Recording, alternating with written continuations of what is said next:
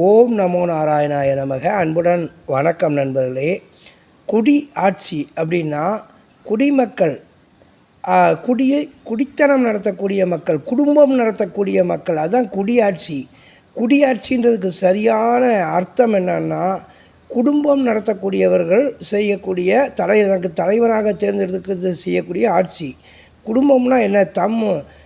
மக்கள் ஆம்பளை பொம்பளை சேர்ந்து புருஷன் பொண்டாட்டி பிள்ளை குழந்தை குட்டிங்க, தாத்தா பாட்டி பேரன் பேத்தி அம்மா அப்பா இப்படின்னு குடும்பங்கள் இவங்க நடத்தக்கூடிய ஆட்சி தலைவரை தேர்ந்தெடுத்து நடத்தக்கூடிய ஆட்சி தான் குடியாட்சி. நல்லதொரு குடும்பம் பல்கலைக்கழகம் அப்படிம்பாங்க. இந்த யூனிவர்சிட்டி எங்கே இருக்குன்னா, நல்ல குடும்பம் குடித்தனம் இதெல்லாம் பழைய காலத்தில் இருந்தது. இப்போ ஒரு சில நல்ல குடும்பங்கள் எத்தனையோ இருக்காங்க.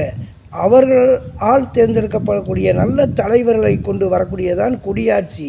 இப்போ குடிக்கிற ஆட்சி ஆயிடுச்சு. குடியாரர்கள் மதுபான பிரியர்கள் அதிக பெர்சன்ட் ஆகிட்டாங்க. 70% 80% ஆகிட்டாங்க. மதுபான பிரியர்கள் யாரை தேர்ந்தெடுப்பாங்களோ அந்த ஆட்சி தான் பொதுவாக மலருது. இது நல்ல விஷயமல்ல. குடியாட்சி, குடித்தனம் குடும்பம் நடத்தக்கூடியவர்களுடைய ஆட்சி வேண்டும். குடியாரர்களுடைய ஆட்சி பொதுவாக வரக்கூடாது.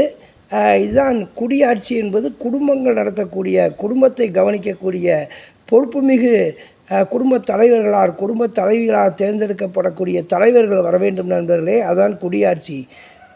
குடித்தனம் ஆட்சி வேறு, குடி ஆட்சி வேறு. ஆகவே குடித்தனம் குடும்ப ஆட்சியை நல்லதொரு குடும்பம் பல்கலைக்கழகம் என்ற வண்ணம் அப்படிப்பட்ட ஆட்சியை நாம் கொண்டு வர வேண்டும் நண்பர்களே. வாழ்த்துக்கள். வாழ்க வளமுடன்.